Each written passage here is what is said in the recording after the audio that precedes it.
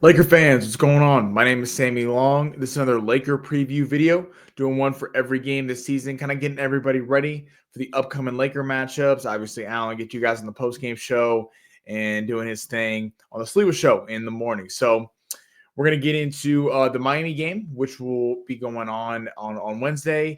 A little bit of a roster outlook on what's going to happen. There's a lot of things up in the air with this team. I'll get to that in a minute, what that means. But first, let's talk about AD's quote on the Lakers' performance. Right out the gates, that was a horrible game to watch the other night. I mean, that was an atrocious performance by the Lakers. There's really no other way to say it. Literally, the only guy who showed up was D'Angelo Russell, and it's kind of ironic that the guy that gets crushed every 5 seconds for his play, he was the only dude that literally did anything. He had 20 points. Everyone else was in the teens or worse. AD had 12 points on 4 of 14 shooting. LeBron had 10 points on 4 of 16 shooting. Really rare performance for him. Rui had 10 points on 4 of 5. Connect 6 points on 3 of 8. Max Christie had a rough night. That was kind of disappointing considering he had been really kind of getting going. He had 5 points on 2 of 9 shooting, and Vincent 5 points on 2 of 5. It was a bad performance. They scored 80 points. It was a low for the season, I believe, not only for the Lakers, but I think for the entire NBA. I'm not totally sure on that, but I'm pretty sure it was. It was just the Minnesota just wanted it. They wanted it. They locked down defensively. The Lakers, I mean, scoring 20 a quarter. And that's not going to get it done in today's NBA. It just simply is not.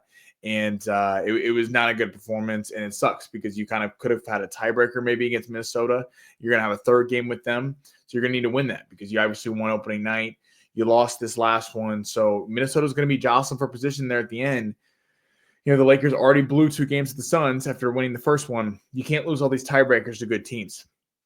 And the West at the end of the year, it's not a winning formula, and hopefully the Lakers aren't playing in the play-in. They're just not very consistent right now, and that's kind of all there is to say. AD had a quote I liked. He said, "I would agree with that. Sometimes we look like a team that can compete with anyone, and sometimes we look like a team that looks terrible and is not going to do anything this season. So we just got to figure out what team that we want to be for the rest of the year. I know everybody's mindset in here and our goals, but we got to translate it to the floor. I think we have games where we're phenomenal, and then we got games where we're disgusting, like tonight." Completely agreed. Completely agreed. Rarely odd in the last week. There's been a couple games where AD and LeBron haven't shown up. That Friday game against Oklahoma City, the supporting cast did. Connect had a good game. D'Lo had a good game. Those two really didn't show up. You know, LeBron had 27 on Sunday against the Jazz. He did have some three-point shooting woes, but he scored 27, so I think people really kind of didn't talk about it. LeBron's been struggling a little bit, and he talked about it. You know, hopefully it's not father time catching up with him a little bit. You know, we obviously had the 5 turnovers Friday night against the Thunder, kind of cost the game. Shot 0 for 9 from 3 the other night, and then 10 points in this last one. So pretty tough. It's when you got to flush. You know, obviously it's one game. We can't overreact to it, but we also got to take it seriously and know that this Laker team is really hard to watch. They're kind of the worst to watch because you get excited about them. I know I do. There's been moments this year where I'm like, wow, this team could like legit go win an NBA championship, like AD was talking about. And there's times like the other night where it's like in the Denver game where they got blown out in the third quarter, and the Phoenix game where it's like, yeah, this team isn't even close. So it's really hard to tell what team is going to show up. I feel like the Lakers kind of go through this roller coaster every year. Everyone has bad nights, and if the Lakers had lost by a few points to Minnesota in Minnesota, I think people would have been like, that sucks, but whatever. But that didn't look like a lot of heart in that performance. And it was just very flat-footed, and they got to figure something out fast because you're 1-1 on the road trip.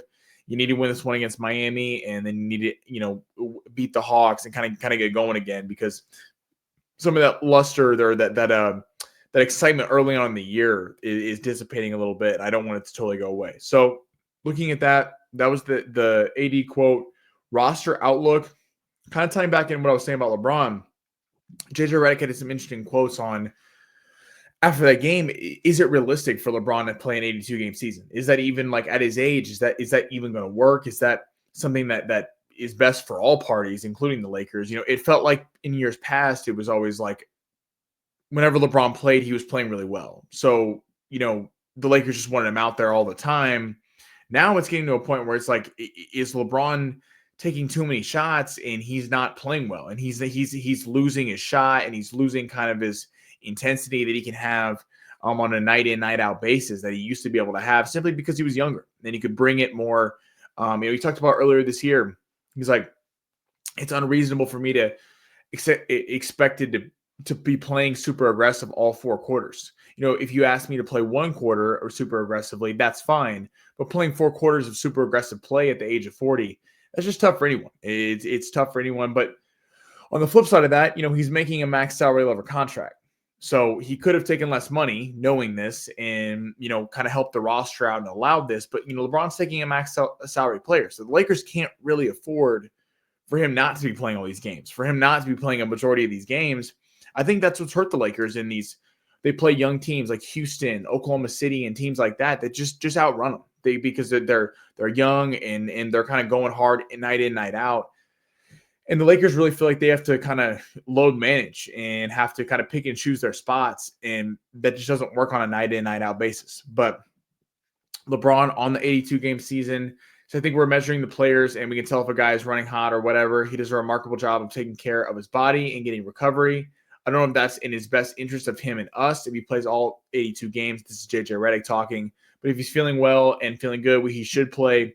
We obviously want to manage that as best as we can. So, they want him to play. But, can he play? Even if he does play a majority of these games, is he going to be so run down by the playoffs that he's not going to be able to go on a run or anything? It's a hard thing to balance because can the Lakers really afford for LeBron not to be playing and expect to have a reasonable seed in the playoffs? Probably not. But if you wear LeBron out, is it going to matter what your seed is if you're going to get trounced in the first round? Also on some worse news, not to be negative, super negative today, but Jared Vanderbilt, really bummer, got fluid in his knee being reported. So he's actually targeting an early January return after the setback. This is, I hope he plays this year. I don't know what's going on. Obviously he was supposed to be playing ready for opening day. Then all of a sudden he'll be back in a couple weeks for the beginning of November. Then it was early December. And now as of today, it's early January because of the fluid in his knee. This sucks because this is what the Lakers need. They need an on-ball defender. They don't have a guy right now outside of Cam Reddish that can literally take the best player on the other team, best scorer, and give him hell all game. They just don't have it, and that's what's really hurt defensively. It would be nice to see JJ Redick be able to implement his defensive game plans with Jared Vanderbilt, with the Cam Reddish, with all these guys at his disposal. He doesn't have that right now. He doesn't.